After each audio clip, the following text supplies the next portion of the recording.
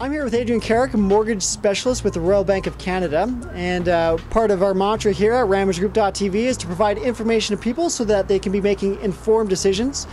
Adrian's here today to share with us some of the recent trends and what's happening in the world of mortgages. Adrian, welcome back. Thanks so much. Pleasure to be here again. So you've come prepared to share some recent trends with us, and what do you want to share with us today? Well, Lucas, I thought I'd talk about some of the interest rate trends that we're seeing right now. There's a number of things that are affecting the financial markets all over the world. Some of the big things that many people may be seeing on the news are the events that are happening in Greece and other parts of Europe and the financial impact that those are having overall.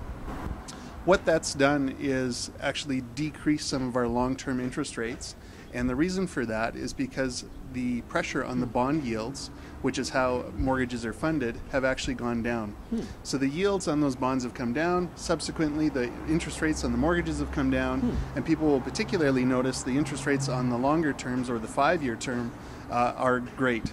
So they're back at some of the lows that we saw earlier this year and last year as well. Wow, so in terms of a percentage point, do you know what kind of fluctuation are we talking about here? Yeah, we've seen as much as actually 40 or 50 basis points difference, so up to 0.5% difference in the interest rate just over the last month or so.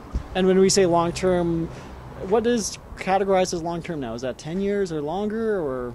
Actually, for mortgages, we typically look at 4, 5, and in some cases 7 or 10-year terms. And those are the ones where we've seen the larger decreases. In particular, the 5-year fixed rate has decreased the most. Okay, wow. Interesting. What else have you come to talk about? Well, obviously with not only what's going on in Europe, but also what's happening down in the US, the Bank of Canada has come out with their recent rate announcement and talked a lot about how the various pressures are making them keep the interest rates lower for a longer period of time. So the next time they meet is July 20th. You know, many analysts were thinking that we'd see a rate increase potentially this summer. Those analysts have come back and said that maybe that might be pushed out further into the fall. Okay.